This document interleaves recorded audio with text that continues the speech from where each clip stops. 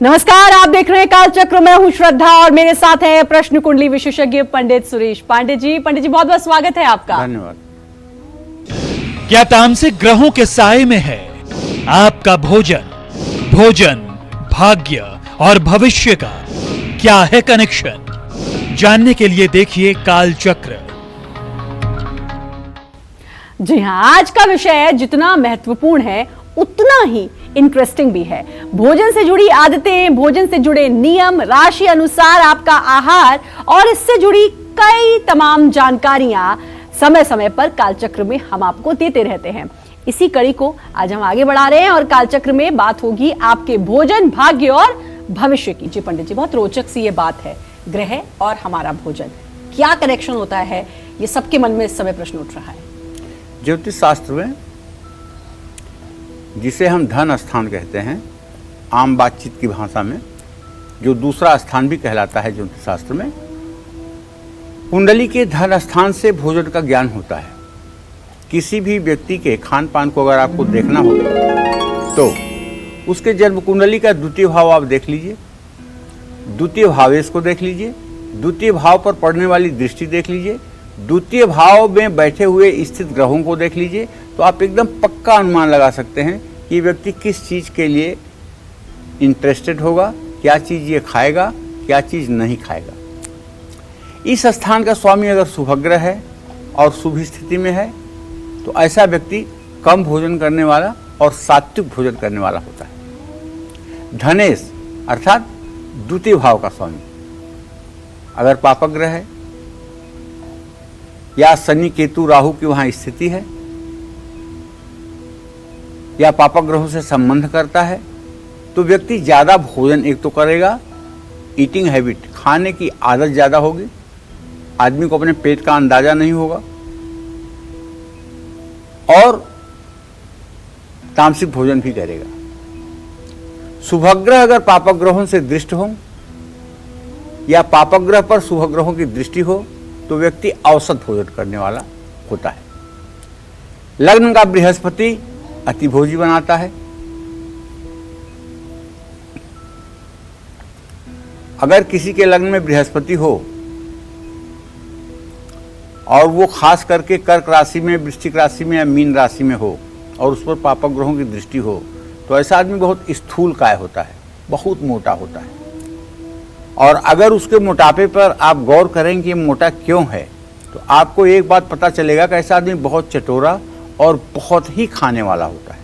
हर चीज़ खाने के लिए कुछ भी चीज़ वो ना नहीं कर सकता है। उसको पता है कि हमारा स्वास्थ्य खराब होगा, उसको पता है कि ये हमारे लिए नुकसानदायक है, लेकिन ना रुकने का नाम नहीं। अब इसी क्रम में कुछ लोग अग्नि तत्व प्रधान होते हैं, जैसे मंगल, सूर्य और बृहस्पति कुंडली में अगर निर्बल हो तो पाचन शक्ति कमजोर होती है। अब यहाँ भी आपको बता दें, वृश्चिक राशि के जो जातक होते हैं खास करके उनकी डाइजेशन पावर कमजोर होती है। अब आप कहेंगे कि अरे आप तो वो एक पूरी राशि को ही कमजोर कर दे रहे हैं, ऐसा नहीं है। 3 डिग्री के ऊपर अगर चंद्रमा होगा वृश्चिक राशि में तो इसका मतलब है कि मणिपूरक चक्र जो हमारा है, नाभि, यहाँ पर जठराग्नि होती है और ये जठराग्नि 98.6 पर 98.6 पर पूरे शरीर का टेम्परेचर मेंटेन करती है। चाहे पैर नाप लीजिए, चाहे हाथ नाप लीजिए, चाहे जीभ के नीचे थर्मामीटर लगाइए, वही टेम्परेचर आएगा पूरे शरीर का। कितना बड़ा पावर हाउस है जो पूरे शरीर को एक जैसे टेम्परेचर में मैनेज करता है, जरा सोच कर देखिएगा। और जब कभी पैर ठंडा पड़ने लगता है, हाथ ठंडे पड़ने लगते हैं तो लोग कहते हैं बस बस अब जीवन का आसरा ख़त्म हो गया, ले चलिए किसी बढ़िया हॉस्पिटल में। पैर ठंडे हो रहे हैं, हाथ ठंडे हो रहे हैं, मतलब अब कुछ बहुत बुरा हो जाएगा। और जब शरीर बहुत हीट हो जाती है, बहुत गर्म हो जाती है, बुखार हो जाता है, 102-3 डिग्री हो जाता है, तब भी लोग कहते हैं कि अब बहुत बुरा होने वाला है। तो ये जो समान वायु है, 5 प्रकार की वायु शरीर में रहती है, बहुत कार्यक्रमों में आप लोगों को बताया हूँ। जो आप श्वास लेते हैं ये प्राणवायु है, जो नीचे से आप एयर क्रॉस करते हैं वो अपान वायु है, और जो आपके टेम्परेचर को नियंत्रित करे वो समान वायु है, और जो आपके हड्डियों को मूवमेंट दे वो उदान वायु है, और जो आपके पसीने को शरीर से बाहर निकालने में मदद करे वो व्यान वायु है। तो ये 5 वायु ऐसी हैं जिससे मनुष्य का जीवन हर समय नियंत्रित होता है। तो जब मणिपूरक चक्र अर्थात नाभि, ये स्थान सूर्य और मंगल का है, और यहाँ चंद्रमा हो जाए, शनि हो जाए, राहु हो जाए, तो निश्चित रूप से ऐसे लोगों की जन्मजात पाचन शक्ति कमजोर रहती है। ऐसे लोग भोजन करने के बाद तुरंत नींद आने लगती है। हाँ, लेकिन धनेश अगर शुभग्रह हो, उच्च का हो या मूल त्रिकोण में हो या शुभग्रहों से दृष्ट हो तो व्यक्ति आराम से भोजन करता है। धनेश अर्थात धन भाव का स्वामी मेष, कर्क, तुला या मकर राशि में हो या धन स्थान को शुभग्रह देखें तो व्यक्ति हमेशा जल्दबाजी में भोजन करता है। कि मैंने इसलिए कहा ना कि चर राशि में अगर धनेश होगा ना तो व्यक्ति भोजन करने में इतना कम समय लगाएगा कि कोई देखेगा, कोई नहीं देख पाएगा। लेकिन धन स्थान में पापग्रह हो, पापग्रहों की दृष्टि हो तो व्यक्ति बहुत धीरे धीरे धीरे धीरे भोजन करेगा। जब तक 2 लोग भोजन कर लेंगे तब तक वो अकेले धीरे धीरे भोजन करने वाला होगा। ये सब सारी क्रिया, सारी एक्टिविटीज़ कहीं न कहीं ग्रहों से संचालित होती है। इसीलिए बार बार कहता हूँ, ग्रहा राज्यम प्रयक्षन्तिम ग्रहा राज्यम हरंत च ग्रह व्याप्तम, मतलब ग्रह जो है त्रैलोकी को पूरा अपने अंडर में करके और इसको संचालित करते हैं। त्रैलोक्य सचराचरम, इस सचराचर जगत में जो कुछ भी आपको दृश्य अदृश्य है सब कुछ ग्रहों से संचालित है। इसलिए भोजन भी उसका एक पार्ट है। आज के कार्यक्रम करने का उद्देश्य यही है। जय मां विंध्यवासिनी। और पंडित जी, क्या किसी की कुंडली देखकर या कुंडली में कुछ ऐसे ग्रह योग भी होते हैं जिसे देखकर पता चल पाए कि किसी को क्या पसंद है और क्या नहीं पसंद है? ये तो कुंडली देख के ही पता चलता है, तुरंत पता चल जाता है। अगर द्वितीय भाव में शुक्र और चंद्रमा है तो ऐसा आदमी ऐसा भोजन करना चाहेगा जिसमें दांत और जीभ को मेहनत न करना पड़े और वो गटक जाए, भोजन एकदम अंदर चला जाए तुरंत। ऐसा मतलब कि नरम नरम भोजन चाहिए। मंगल हो, सूर्य हो तो व्यक्ति चबा चबा करके खाने वाला होता है, तिखट चीज़ों को पसंद करता है, तीखी चीज़ों को पसंद करता है। शनि और राहु हो तो ऐसा भोजन करने वाला व्यक्ति दुर्गंधयुक्त भोजन करने का शौकीन होता है, जिसमें लहसुन, प्याज, ये वो चीज़ें पड़ी हों, और सामान्य व्यक्ति जिसकी स्मेल न बर्दाश्त कर पाए उसको वो लोग करने वाले होते हैं, या फिर मांसाहार करने वाले होते हैं। तो कहने का मतलब ये होता है कि शनि, राहु, केतु ये मतलब कि कुलानुमान फल देते हैं। जैसे अगर किसी कुलीन ब्राह्मण कुल के लड़के की कुंडली में शनि, राहु और केतु है और उसके माता पिता कभी लहसुन प्याज भी नहीं खाए हैं तो वो लड़का लहसुन प्याज खाने वाला होगा, तामसी भोजन करेगा। लेकिन अगर यही किसी ऐसे व्यक्ति की कुंडली में हो जिसके माता पिता मांसाहारी हों और उसी कुंडली में शनि राहु हो तो निश्चित रूप से तब वो 24 घंटे उसके हर डिश में मांसाहार होगा। क्योंकि देखो, मैं इसलिए कह रहा हूँ ना कि कुंडली जो है ये कुलानुमान फल देती है। जैसे अगर मान लीजिए कि यहाँ भारत में श्रद्धा का जन्म हुआ और इनकी लग्न कुंडली में चंद्रमा बृहस्पति लग्न में हो गए तो हम कुंडली देख के कहेंगे कि इसका रंग गोरा है। लेकिन यही अफ्रीका में कोई पैदा हुआ और उसकी कुंडली में चंद्रमा राहु हो लगन में तो क्या वहाँ गोरा होगा? वहाँ तो काला ही होगा। इसी तरह से जैसे यहाँ शनि राहु लग्न में होते हैं तो व्यक्ति सांवला होता है, लेकिन अगर इंग्लैंड में कोई पैदा हो शनि राहु लग्न में हो तो क्या वो सांवला होगा? नहीं होगा। तो ज्योतिष कुलानुमान फल देती है। देश काल परिस्थिति का बिना मूल्यांकन किए जो लोग भविष्यवाणी करते हैं वो सिर्फ और सिर्फ उपहास के पात्र होते हैं। इसलिए ज्योतिष के 3 भाग हैं, सिद्धांत, संहिता, होरा। सिद्धांत पूरे चराचर जगत में एक जैसा ही है। संहिता वो अध्ययन करने का विषय है जिससे प्रकृति के बारे में, विश्व के ऊपर होने वाली घटनाओं के बारे में ज्ञान किया जाए, वो है संहिता। और होरा, होरा कहते हैं अहोरात्र का मध्य का अक्षर है होरा शास्त्र, जिसको फलित ज्योतिष कहते हैं। ये फलित ज्योतिष जो है ये कुलानुमान होता है, ये कुल के अनुमान के आधार पर होता है और देश काल परिस्थिति के आधार पर इसका मूल्यांकन करके बताया जाता है। तो कहने का मतलब ये है कि इस बात को अगर आप ध्यान से समझेंगे तो आपको समझ में आएगा। कभी कभी कोई व्यक्ति अगर आपसे ये आकर के कहे बताइए पंडित जी मैंने क्या खाना खाया है, तो ऐसे में जन्म कुंडली कभी मत देखिएगा ना, जन्म कुंडली आपका सहायता करेगी। तत्काल लग्न खींचिए, लग्न को स्थापित करिए और देखिए कि द्वितीय भाव पर किस ग्रहों की स्थिति है। अगर द्वितीय भाव में मंगल आपको दिख रहा है तो पहले डिसाइड कर लीजिए कि गेहूं। अगर उसको शनि देख रहा है या शनि की युति है तो तुरंत आ जाइए पूरी या पराठा। उसके साथ अगर चंद्रमा शुक्र की युति हो रही है तो कह दीजिए कुछ मीठी चीज, नहीं शनि राहु की युति हो रही है तो खट्टी चीज, अचार, चटनी, सॉस। शुक्र आ रहा है तो दही।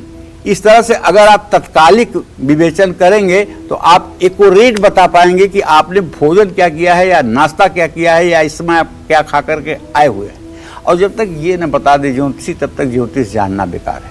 देखिए, खाने में किसी व्यक्ति को क्या पसंद है इसकी जानकारी जन्म कुंडली में छठे भाव से भी जानी जा सकती है। छठे स्थान में बुध या बृहस्पति हो तो नमकीन वस्तुएं बहुत पसंद आएंगी। कुंडली में बृहस्पति बलवान होकर दशम या द्वितीय स्थान में हो तो व्यक्ति मीठा खाने का शौकीन होता है। ऐसे लोग तो दाल में भी चीनी डाल लेते हैं। जिन लोगों को कुंडली में ऐसा देखा गया है तो ऐसे लोग तो दाल में भी चीनी डाल लेते हैं। और शुक्र मंगल अगर छठे स्थान में हो तो ऐसा व्यक्ति खट्टी चीज़ों को बहुत पसंद करता है। ऐसे लोगों को भोजन में अचार, चटनी जरूर चाहिए। शुक्र बुध की युति हो या छठे स्थान पर गुरु शुक्र की दृष्टि हो तो व्यक्ति मीठी चीज़ें खाना पसंद करता है। ऐसा व्यक्ति तो चटोरा होता है और मिठाई का तो एकदम से समझ लीजिए कि दास होता है। और छठे स्थान में अगर 5 नंबर लिखा हो, माने सिंह राशि हो, तो ऐसा व्यक्ति तामसिक भोजन जैसे लहसुन, प्याज, नॉनवेज, अंडा, शराब ये सब चीज़ें पसंद करता है। छठे स्थान में 2 नंबर अर्थात वृषभ राशि हो तो ऐसे लोग चावल बहुत खाते हैं। अब आप कहेंगे क्या बंगाल में सब लोगों के छठे घर में 2 नंबर होता है? बंगाल में सभी लोग तो चावल बहुत खाते हैं। मैंने एक बात कहा था, यद्यप शुद्धम लोग विरुद्धम ना करणीयम ना चरणीयम। ज्योतिष शास्त्र जो है कुलानुमान फल देता है और देशकाल परिस्थिति के अनुसार फल देता है। क्योंकि बंगाल में चावल खाने की अपनी एक परंपरा है, इसलिए ये बात वहाँ लागू नहीं होगी। क्योंकि मैंने पहले ही कह दिया है कि देश काल परिस्थिति के ऊपर चीजें डिपेंड होती हैं। हाँ, बुध पापक ग्रहों से युक्त होने पर मीठी वस्तुएं बिल्कुल नहीं पसंद आती हैं। ये बात ध्यान देना चाहिए। जय मां विंध्यवासिनी।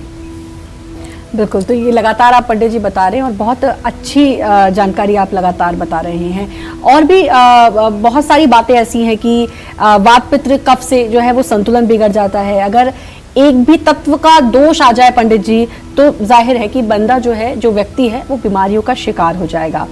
तो वात पित्त और कफ का संबंध किस ग्रह से है? कुंडली में देखकर कैसे जाने कि भाई वात पित्त कफ इसमें से क्या है और अगर कोई बीमारी है तो क्यों है? देखो श्रद्धा, इस संसार में अगर कोई भी बीमारी पैदा हो तो उसके पीछे इन्हीं तीनों दोषों का कारण होता है। जो भी आपने कहा, वात पित्त और कफ, कोई न कोई प्रभावी होगी जब रोग होगा। और अगर ये तीनों संतुलित होंगे, तो कोई रोग नहीं होगा। तो कहने का मतलब ये है कि खाने में किसी व्यक्ति को वात पित्त कफ इन सब चीज़ों को नियंत्रित करने में जो स्थिति बनती है वो ये बनती है कि ज्योतिष शास्त्र में पित्त यानी अग्नि तत्व और इसका कारक ग्रह सूर्य मंगल, कफ यानी जल तत्व, कारक चंद्रमा बुध और शुक्र, वात यानी वायु तत्व, कारक शनि और गुरु। ग्रह अपने समय पर इन तत्वों को प्रभावित करते हैं। बुध ग्रह त्रिधात वात पित्त कफ तीनों का कारक है। गुरु पित्त और कफ का कारक है। राहु और केतु उदर वायु को असंतुलित करते हैं। तो कहने का मतलब यह है कि अगर आप किसी व्यक्ति का चित्र बना लें या एक मनुष्य का चित्र बना लें और चित्र बना करके आप मूलाधार चक्र पर गुदा मार्ग के पास लिखें 10 और 11 नंबर। स्वाधिष्ठान चक्र माने जननांग के ठीक ऊपर लिखें 9-12 नंबर और नाभि पर लिखें 1 नंबर 8 नंबर। हृदय पर लिखें 2 नंबर 7 नंबर। कंठ पर लिखें 3 नंबर 6 नंबर। बाईं आंख के ऊपर लिखें 4 नंबर, दाहिनी आंख के ऊपर लिखें 5 नंबर और अपने कुंडली के ग्रहों को बैठा दीजिए। आपके शरीर का रोग, आपका नेचर, आपका फ्यूचर, आपको होने वाले रोग, सब चीजों का अनुमान बड़ी सहजता के साथ लग जाएगा। ज्यादा परिश्रम करने की जरूरत नहीं होगी और चमत्कार आपके सामने होगा। क्यों संध्या के समय भोजन नहीं करने का विधान है? कौन सा ग्रह हमारी पाचन अग्नि को प्रभावित करता है? कौन सा ग्रह हमारी मुख और हमारे स्वाद पर अपना असर डालता है? आयुर्वेद ग्रह और आपके भोजन के बीच किस तरह का रिश्ता है, ये जानेंगे पंडित जी से। चलिए आप जल्दी से पंडित जी से जानते हैं कि सुबह 6 से 10 बजे के बीच हमारे भोजन को कौन से ग्रह ज्यादा प्रभावित करते हैं, हमारी किस्मत पर कैसा असर डालते हैं, जब बताइए पंडित जी। देखिए, सुबह 6 बजे अर्थात सूर्योदय काल से 10 बजे तक माने 4 घंटे, 4 घंटे का मतलब 10 घटी, इसमें जो भी व्यक्ति भोजन करता है उस पर चंद्रमा, शुक्र या बुध की शक्तियां सक्रिय होती हैं, जिसका कफ तत्व पर आधिपत्य होता है। सोमवार, शुक्रवार और बुधवार को ये शक्ति सुबह के समय 100% कार्य करती है, क्योंकि दिन का प्रथम होरावार अधिपति ग्रह का ही होता है। ये इस तरह से भी आप देखें, जो मैं कह रहा हूं, एक किताब होती है शिव स्वरोदय, आप लोगों की जानकारी के लिए बता रहा हूं। वैसे विषय तो गूढ़ है, लेकिन जानकारी तो होनी चाहिए ना। अगर हमारे इस कार्यक्रम को सुन करके और 10 लोगों ने भी अमल कर लिया तो हमारी मेहनत सार्थक हो जाएगी, क्योंकि ज्ञान जो है ये ज्ञान जो है ब्रह्म बीज है, ये कभी नष्ट नहीं होता है। जो ज्ञान आपको प्राप्त होगा वो आपके द्वारा आपके संतान को प्राप्त होगा, आपके संतान के द्वारा आपकी आगे की पीढ़ियों को प्राप्त होगा। तो ये ब्रह्म बीज है और ब्रह्म बीज कभी नष्ट नहीं होता है। जैसे गेहूं के खेत में तो गेहूं बोया जाता है, लेकिन उसमें घास, खर पतवार अपने आप उग जाते हैं, उनको तो आपने बोया नहीं तो वो कहाँ से उग जाते हैं? वो ब्रह्म बीज है, वो प्रकृति के द्वारा पृथ्वी में डाले हुए हैं। उसी तरह से ये जाने अनजाने में अगर आप हमारी बात सुन रहे हैं तो भले ही बहुत इंटरेस्ट से आप ना सुन रहे हों, लेकिन ये एक दिन ब्रह्म बीज बन करके प्रस्फुटित होगा और आप इस पर ध्यान देंगे कि हाँ, इस तरह से हमको करना चाहिए। तो कहने का मतलब ये है कि सुबह 6 बजे से लेकर के 10 बजे के बीच में जब मनुष्य भोजन करता है तो चंद्रमा, शुक्र और बुध का प्रभाव ज़्यादा होता है और इससे मनुष्य की कफ की जो प्रकृति है वो भी संतुलित करने में राहत मिलती है। तो इस विषय का ध्यान इस तरह से देना चाहिए। तो बात 6 से 10 की तो हो गई, अब आगे बढ़ेंगे और 10 से दोपहर 2 बजे के बीच सबसे ज्यादा प्रभाव किन ग्रहों का होता है और ये ग्रह कैसे हमारी खान पान, हमारी किस्मत पर असर डालते हैं, बताइए पंडित। हाँ, तो हमने शिव स्वरोदय का नाम लिया ना, तो शिव स्वरोदय का नाम लेने का क्या मतलब था? यहाँ बात कहीं हो रही है, बात कहीं जा रही है, इसका तो कोई तात्पर्य नहीं है। भाई भोजन की बात कर रहा हूँ और फिर स्वरोदय की बात कर रहा हूँ, तो देखिए, इसलिए कह रहा हूँ कि आप अपने शरीर को देखिए। शिव स्वरोदय में लिखा है कि जब सुबह सोमवार को आप उठेंगे तो आपके नासिका छिद्र से किस तरफ से सांस चल रही होगी, बाईं नाक से या दाहिनी नाक से। ये आप उठ करके तुरंत देखेंगे तो आपको पता चलेगा कि अगर सोमवार का दिन है तो बाईं नाक से सांस चल रहा है, मंगलवार का दिन है तो दाहिनी नाक से सांस चल रहा है, सोकर उठने पर या सूर्योदय काल में। शिव स्वरोदय इसलिए बताया हूँ। और जब आपको ये पता चल जाए कि किस स्वर के उदय में आपका जागरण हो रहा है या सूर्योदय हो रहा है, तो इस हिसाब से पूरे दिन को आप अपने संयमित कर सकते हैं। बहुत सी चीज़ें हैं उसमें, ज्ञान का अथाह भंडार है, लेकिन एक सरल सी बात आपको बता रहा हूँ कि दिन के हिसाब से हमारा स्वर उदय होता है सूर्योदय काल में। ठीक है, तो अब 10 बजे से 2 बजे के बीच में जान लीजिए।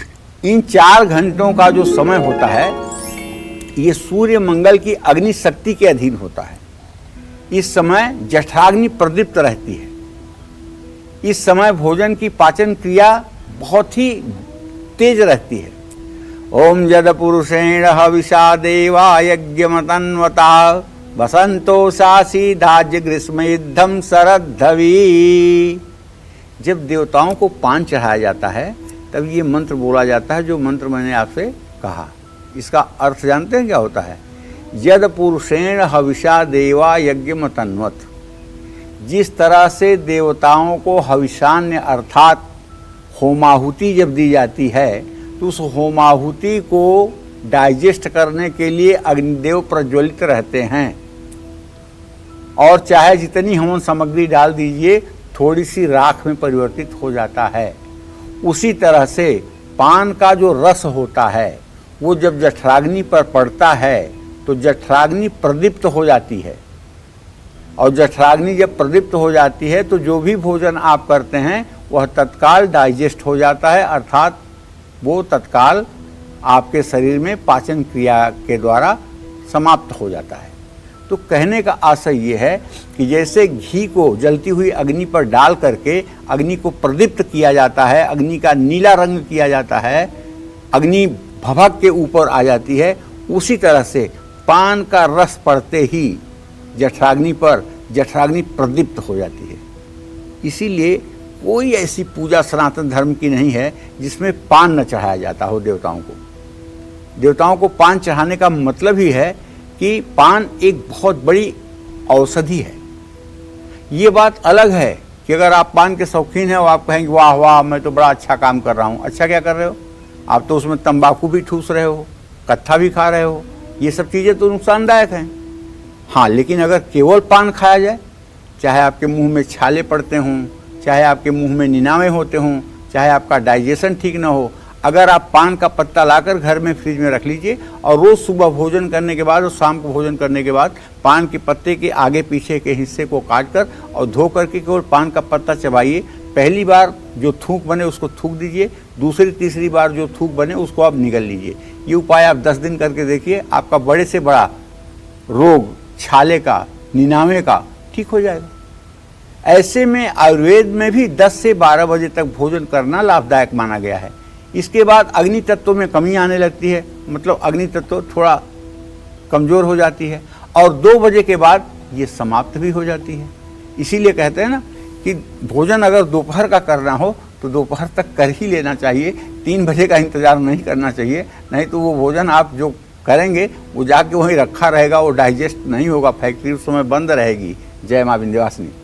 और भी बहुत सी बातें हैं, शाम के समय भोजन करना कितना सही, ये सब जानेंगे पंडित जी से। लेकिन रमन हमारे साथ मुरादाबाद से जुड़ चुके हैं। रमन जी स्वागत है आपका, बात करिए पंडित जी से। प्रणाम पंडित जी। हाँ, सदा सुखी रहे भैया। पंडित जी, मेरा जन्म तिथि है 18 अक्टूबर 1982, सुबह 5:20। जी जी। मेरा ये सवाल है पंडित जी कि मेरी आर्थिक स्थिति बहुत कमजोर है। मैं नौकरी कर रहा हूँ सरकारी विभाग में संविदा पे। क्या मेरी नौकरी पक्की होगी? अगर नहीं होती है तो मुझे क्या काम करना चाहिए? और दूसरा सवाल ये है कि मेरा कभी घर बनेगा या नहीं? पहले सवाल का तो जवाब ये है कि अभी 2.5 महीने तक और आपकी आर्थिक स्थिति खराब रहेगी। 2.5 महीने के बाद कुछ न कुछ चमत्कार ऐसा होगा कि आपकी नौकरी पक्की होगी और आपकी आर्थिक स्थिति में सुधार होगा। अब 2.5 महीने के बाद 1 साल का भी समय लग सकता है, 1.5 साल का भी समय लग सकता है, लेकिन 17 जनवरी 2023 से लेकर अप्रैल 2023 के बीच तक आपकी संविदा की नौकरी बरकरार हो जाएगी। दूसरी बात, जहाँ तक घर के बारे में आपने प्रश्न पूछा है, तो देखिए मैं इसके लिए आपको बहुत स्पष्ट बताऊं कि आपके चतुर्थ भाव में शनि चंद्रमा की युति बनी हुई है। कहने का मतलब घर तो होगा, इसमें कोई दो राय नहीं है, लेकिन अभी घर होने में विलम्ब है। 25 मार्च 2025 के बाद आपके घर का योग बनेगा, और अगर अभी घर बनाना चाहेंगे तो बहुत छोटा सा और अधूरा घर बनेगा। देखिए, आप 39 साल के हो गए, आपका भाग्योदय 40वें साल से होना है, और अब आपका भाग्योदय होगा। ऐसे में आपको दुर्गा सप्तशती में जो कवच का पाठ है उसको रोज करना चाहिए। दुर्गा जी की 108 नामों का पाठ रोज करना चाहिए। पूरे नवरात्र में 9 दिन तक व्रत करना चाहिए, भगवती दुर्गा का ध्यान करना चाहिए, और तपस्या में अपने जीवन को आगे व्यतीत करने की कोशिश करनी चाहिए। इससे आपका भाग्योदय होगा। जय मां विंध्यवासिनी। अगर आप भी हमेशा संध्या यानी कि शाम के समय ही भोजन करते हैं तो कौन सा ग्रह आप पर बुरा प्रभाव डालता है? जानेंगे पंडित जी से, और साथ ही ये भी जानेंगे कि किस बीमारियों का शिकार भी आप हो सकते हैं। बताइए पंडित जी। देखिए, शाम का समय जो होता है वो वायु प्रधान समय होता है। उस समय वायु तत्व की प्रधानता रहती है और ये 5 ही तत्व हैं। अब आप कहेंगे अच्छा पंडित जी वायु तत्व की प्रधानता रहती है, आप कह रहे हैं, मैं कैसे मान लूं? बात सच भी है। मैं कुछ बोल दूं आप क्यों मान लेंगे? तो आप जानिए कि जिस शिव स्वरोदय की मैंने चर्चा की उसमें आप देखिए कि कौन सा तत्व किसके शरीर में कब प्रवाहित होता है। उसमें लिखा हुआ है अष्टांगुलम बहेदवायु रनिलम चतुरांगुलम द्वादशांगुलम माहेयम वरुणो खोरसांगुलम। कहने का मतलब अष्टांगुलम बहेदवायु, नाक के छिद्र से 8 अंगुल नीचे तक जब श्वास अपने आप आती है तो ये वायु तत्व का प्रतीक है। अष्टांगुलम बहेदवायु रनिलम चतुरांगुलम। और अगर 4 अंगुल तक ही श्वास आकर के रुक जाए तो आप समझ लीजिए कि अग्नि तत्व उदय हो गया है। द्वादशांगुलम माहेयम। और 12 अंगुल तक अगर श्वास आकर के रुकती है नीचे तो समझ लीजिएगा कि माहेयम माने पृथ्वी तत्व इस समय जागृत है। वरुणो खोरसांगुलम। और अगर 16 अंगुल तक श्वास चले तो समझ लीजिएगा कि जल तत्व इस समय चल रहा है। अब ये दोनों बातें ये देखने की है कि ईड़ा नाड़ी में चल रही है कि पिंगला में, चंद्र स्वर में चल रहा है कि सूर्य स्वर में। उसके हिसाब से फिर बनता है आपका भविष्य और स्वास्थ्य। इसीलिए कह रहा हूं कि जीवन को ठीक से समझने के लिए शिव स्वरोदय का ज्ञान होना सबके लिए आवश्यक है। आप अपने लिए डॉक्टर बन सकते हैं, आप अपने लिए वैद्य बन सकते हैं, आप अपने शुभ अशुभ को जानने के लायक बन सकते हैं। ये ज्ञान आपके लिए बहुत ही महत्वपूर्ण और लाभकारी होगा। तो आप जान लीजिए कि दोपहर 2 बजे से 4 बजे तक ये वायु तत्व की प्रधानता रहती है। उस समय अगर आप देखेंगे तो आपके शरीर में जो मतलब कि श्वास निकलेगी वो 12 अंगुल तक निकलती है, 12 से ज़्यादा नहीं निकलती है। तो 6 बजे तक ये तत्व समाप्त हो जाता है। ऐसे में संध्या के समय भोजन करने वाले के शरीर में वायु तत्व असंतुलन पैदा करता है और बृहस्पति चर्बी, गैस, डायबिटीज जैसे रोग देता है। शनि नसों के संबंधित बीमारी और कब्ज जैसे रोग दे सकता है। तो कहने का मतलब ये है कि जब आपका दाहिना स्वर चल रहा हो, माने दाहिनी नाक से आपके श्वास निकल रही हो, और खास करके जब 4 अंगुल ही सांस चल रही हो, उस समय आप चाहे जितना भी गरिष्ठ से गरिष्ठ भोजन करिए, मेरी गारंटी है 1 घंटे के अंदर आपको फिर भूख लग जाएगी और वो सारा भोजन आपका डाइजेस्ट हो जाएगा। लेकिन अगर जल तत्व चल रहा है, 16 अंगुल श्वास चल रही है, बायां स्वर चल रहा है, तो आप एक मिठाई भी खा लेंगे तो आपको लगेगा कि जैसे पूरा 1 ट्रक अनाज आपके पेट में डाल दिया गया है। इतना ज़्यादा मतलब कि वो हैवी हो जाएगा। तो इसलिए तत्व को जानना, तत्व के प्रवाह को जानना, ये भी हमारे स्वास्थ्य के लिए बड़ा ही लाभकारी है। और शिप्रा है हमारे साथ लखीमपुर से। शिप्रा जी स्वागत है आपका, आप बात करिए पंडित जी से। पंडित जी राधे राधे। श्री राधे। पंडित जी मेरा नाम शिप्रा है, मैं लखीमपुर से बात कर रही हूँ। मुझे अपने पति के बारे में जानकारी चाहिए। उनका नाम सचिन टंडन है। उनका डेट ऑफ बर्थ 4/8/88 है पंडित जी। उनका इस वक्त कुछ भविष्य के बारे में पंडित जी जानना चाहती हूँ। और उनका इस वक्त व्यवसाय में भी मन नहीं लग रहा है और घर बार में भी बहुत दिक्कतें आ रही। वो इस वक्त ड्रिंक बहुत कर रहे हैं, जिसकी वजह से हम लोगों के बीच में बहुत कलह उत्पन्न हो रही है पंडित जी। हाँ बेटा, एकदम बिल्कुल आप सही 100% कह रही हो। आपके पति के अंदर से एम्बिशन, महत्वाकांक्षा नाम की चीज़ गायब हो गई है और जिम्मेदारियों के प्रति वो बिल्कुल लापरवाह हो गए हैं और आपके समझाने से वो मानने वाले नहीं हैं। ये भी बात आप पक्की मान लीजिए। उनको भगवती दुर्गा समझाएंगी तो वो समझ जाएंगे। इसके लिए तुम्हें चुपचाप एक दुर्गा सप्तशती की किताब खरीद लेनी चाहिए और किसी शुक्रवार के दिन से दुर्गा सप्तशती में जो सिद्ध कुंजिका स्त्रोत है चैप्टर, शृणुदेवी प्रवक्ष्यामि कुंजिका स्त्रोत मुक्तमम इन मंत्र प्रभावेण चंडी जापम शुभम भवेत्, न कौचार्द्रा न कीलकम न रहस्यकम कुंजिका पाठ मात्रे न दुर्गा पाठम फलम लभेत। ये वाला पूरा चैप्टर तुम्हें सुबह शाम पाठ करना चाहिए और दुर्गा जी से प्रार्थना करना चाहिए कि हे देवी आप बुद्धि स्वरूपा हैं, मेरे पति के दिमाग से शराब जैसी वस्तु को निकाल दीजिए और वो अपनी जिम्मेदारियों के प्रति सजग हों, ऐसा उन्हें आशीर्वाद दीजिए। अगर ये उपाय आपने करना शुरू किया तो 125 दिनों के बाद आपके पति के मन मस्तिष्क पर परिवर्तन आपको दिखाई देगा। अब बात यह है कि कितनी श्रद्धा से तुम कर सकती हो बेटा, ये आपके ऊपर डिपेंड है। उपाय बताना मेरा काम है, लेकिन जैसा आपका श्रद्धा विश्वास होगा इस काम में वैसा आपको फल मिलेगा।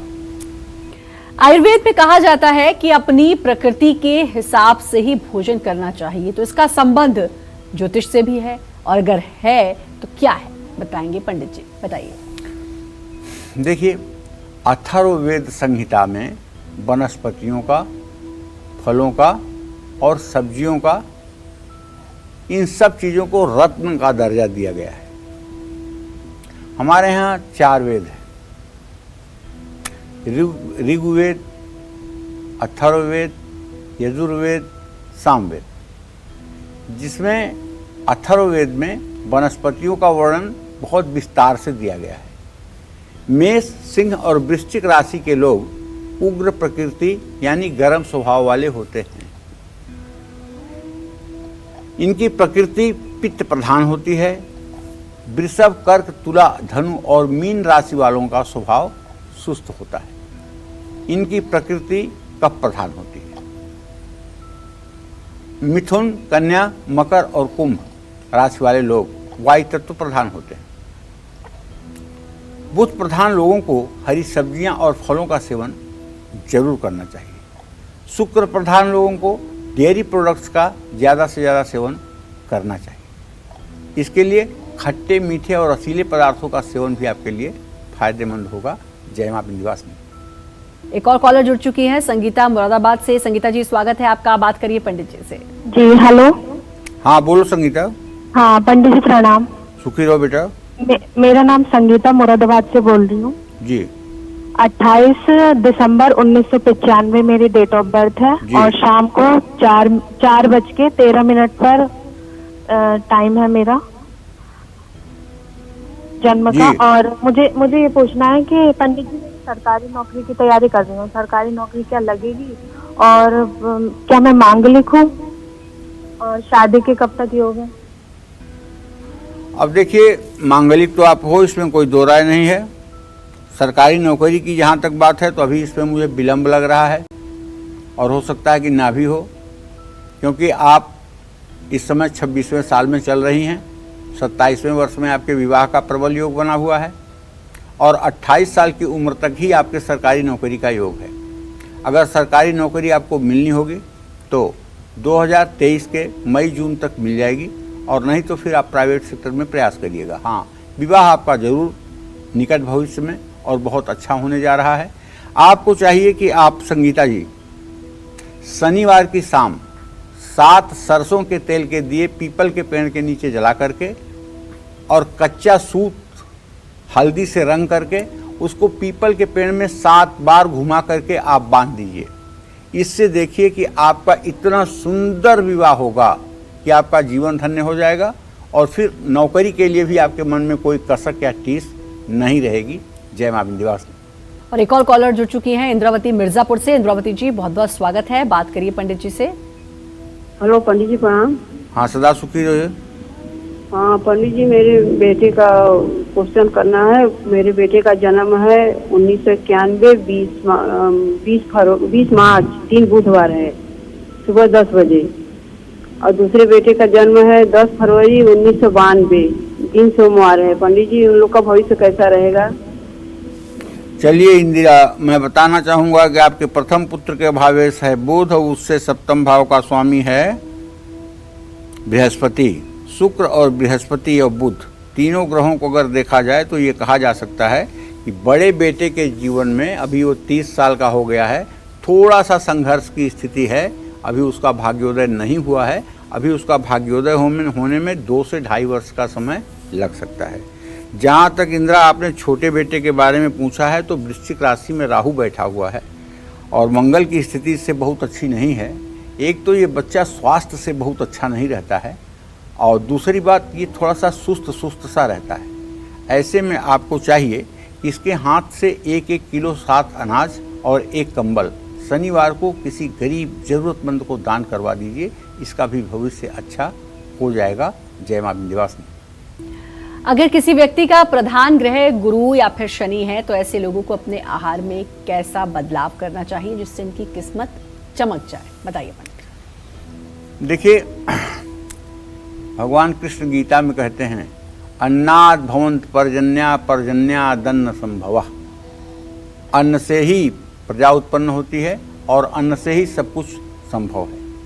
और दूसरी बात जो लोक प्रचलन में है वो क्या है, जैसा खाओगे अन्न वैसा बनेगा मन। जैसा खाओगे अन्न वैसा बनेगा मन। अगर आप मेहनत की कमाई की कोई चीज़ खाते हैं तो आपका मन सात्विक रहेगा। अगर आप बिना प्रयास और दूसरों के गलत ढंग से उपार्जित धन का सदुपयोग करेंगे तो आपकी बुद्धि भ्रष्ट होगी। गुरु प्रधान लोगों को पीले पदार्थों को खाने पर ज़्यादा जोर देना चाहिए। अगर कोई व्यक्ति गुरु प्रधान है तो ये कुछ करे या ना करे, ऐसे व्यक्ति को दूध में केसर डाल करके उसे बॉइल्ड करके उबाल करके थोड़ा सा केसर वाला दूध जरूर पीना चाहिए। गुरु प्रधान लोगों को रात में सूखे मेवे भिगो करके सुबह खाने चाहिए। इनको फलों का सेवन भी करना चाहिए। शक्कर की जगह अन्य चीज़ों का सेवन जैसे शहद, गुड़, इन सब चीज़ों का प्रयोग करना चाहिए। और जो लोग शनि से प्रभावित हैं, शनि प्रधान हैं, उन लोगों को काले और हरे खाद्य पदार्थों का सेवन ज़्यादा करना चाहिए, जैसे तिल, उड़द, हरी सब्जियां, ये सब खाना लोगों के लिए फायदेमंद होगा। जय मां विंध्यवासिनी। सूर्य, चंद्रमा और मंगल प्रधान लोगों को कैसा भोजन पसंद आता है? ये लोग अपने आहार में क्या बदलाव करके अपने भाग्य को मजबूत बना सकते हैं, बताइए पंडित जी। सही बात यह है कि आप देखिए, जब कोई 2 साल का बच्चा टॉफी खाता है या टॉफी फेंक करके नमकीन खाता है, और छोटा सा बच्चा अगर वो कहे कि नहीं तित्ता खाना है, तब आप क्या समझेंगे? उसकी कौन सी हैबिट है? अरे भाई, उसके ग्रहों के प्रभाव उसके बचपन से ही बोलना शुरू कर देते हैं। सूर्य और मंगल प्रधान लोगों को देर तक पकाए गए भोजन बहुत ही रुचिकर और पसंद आते हैं। सूर्य और मंगल जिसकी कुंडली में अच्छा हो, या जो बच्चा सिंह राशि में, मेष राशि में या वृश्चिक राशि में पैदा हुआ हो, ऐसे लोगों को जमीन के नीचे से उगने वाली सब्जियां ज़्यादा पसंद होती है। ऐसे लोगों को अगर आलू दे दिया जाए तो इनके भोजन में जैसे सब कुछ दे दिया गया। छोटा बच्चा हो तब भी देखिए, वो सब्जी में सब कुछ छोड़ करके केवल आलू खोजेगा, क्योंकि वो जमीन के नीचे से पैदा होती है। इसी तरह से सूखा मेवा, लाल रंग के खाद्य पदार्थ भी ऐसे लोगों को बहुत पसंद होते हैं। और जिन लोगों की प्रकृति या जिन लोगों की जन्म कुंडली चंद्रमा ग्रह से प्रभावित होती है, ऐसे बच्चे बचपन में ही कोल्ड ड्रिंक्स की तरफ आकर्षित होने लगते हैं, जूस की तरफ आकर्षित होने लगते हैं, फ्रूटी पीने के लिए रोने लगते हैं। क्यों? क्योंकि चंद्रमा जो है शीतल पेय का कारक ग्रह है। पतली तरी वाली सब्जियां ऐसे लोगों को खाना बहुत पसंद होता है। चंद्र प्रधान लोग चावल खाना भी बहुत पसंद करते हैं। देखिए, चंद्रमा और शुक्र अगर आपके जन्म कुंडली में ज़्यादा प्रभावी होंगे तो आप चावल ज़्यादा खाएंगे। सूर्य मंगल ज़्यादा प्रभावी होंगे तो आप गेहूं खाएंगे। और एक बात और ज़रा ध्यान देके देखिएगा, हो सकता है मैं 100% सही नहीं हूँ, इस बात पे विवाद नहीं मैं चाहता हूँ, लेकिन जहाँ चावल ज़्यादा खाया जाता है, जिस जगह चावल ज़्यादा खाया जाता है, वहाँ कन्याओं की जनसंख्या ज़्यादा होती है। और जहाँ गेहूँ ज़्यादा खाया जाता है, वहाँ पुरुषों की जनसंख्या ज़्यादा होती है, कन्याओं की जनसंख्या उनके अपेक्षा कम होती है। इसी कारण से हरियाणा और पंजाब का जो आबादी का संतुलन है, उसमें यह है कि 100% अगर पुरुष हैं तो 88% महिलाओं का योगदान है, लेकिन बंगाल और उड़ीसा में ठीक इसका उल्टा है, इसलिए वहाँ चावल खाया जाता है। आप भी देख लें कि ये बात मेरी कितनी सच है, क्योंकि ये मेरे एक तरह से हमारे ये अनुभव का विषय है। मैं इस पर ये गारंटी नहीं देता हूँ कि नहीं ये बात सच ही निकलेगी, लेकिन एक अनुभव का विषय है जो मुझे लगता है कि ठीक है। हाँ, ऐसी सब्जियां या अनाज जिनको उगाने में ज़्यादा पानी का इस्तेमाल होता है, ऐसे लोग, चंद्रमा से प्रभावित लोग उसको खाना पसंद करते हैं। चंद्र प्रधान लोगों को रूखी सूखी चीज़ें बिल्कुल खाना पसंद नहीं होता है। ऐसे लोगों के लिए दूध, दही, घी, ये सब चीज़ें भोजन में बहुत ही अनिवार्य होती हैं, इसमें कोई संशय नहीं है। जय मां विंध्यवासिनी। चलिए अपने सबसे स्पेशल सेगमेंट की शुरुआत करते हैं और पंडित जी से जानते हैं कि कमजोर ग्रहों को शुभ बनाने के लिए हमें अपनी डाइट में और क्या कुछ शामिल करना चाहिए, क्या जोड़ना चाहिए, क्या घटाना चाहिए, बताइए पंडित जी। देखो भाई, जिन लोगों की जन्म कुंडली में सूर्य कमजोर होता है उनको नमक का सेवन कम करना चाहिए। तुला राशि का अगर सूर्य का आपकी कुंडली में हो तो रविवार को तो कम से कम नमक छोड़िए। चंद्रमा कमजोर हो या चंद्रमा कुंडली में राहु के साथ हो तो चावल का सेवन बिल्कुल मत करिए। ऐसे लोगों को बासी भोजन करने से भी सख्त परहेज करना चाहिए। दूध भी अगर पूरा ना हो जाए तो उसका भी सेवन किसी भी रूप में ना करें। मंगल कमजोर हो तो तामसिक भोजन करने से बचना चाहिए। सर्दियों में भोजन करने के बाद गुड़ का एक टुकड़ा खाने से मंगल मजबूत होगा। जिन लोगों की जन्म कुंडली में बुध कमजोर होता है उनको ठंडा, तीखा, बासी भोजन या जंक फूड खाने से बचना चाहिए। बुध कमजोर है तो हरी सब्जियों का सेवन जरूर करें, सलाद जरूर खाएं। और जिन लोगों की जन्म कुंडली में गुरु ग्रह कमजोर होता है उनको ज़्यादा मीठा, तला हुआ और भारी भोजन खाने से परहेज करना चाहिए। हल्दी वाला दूध पीना आपके लिए शुभकारी होता है।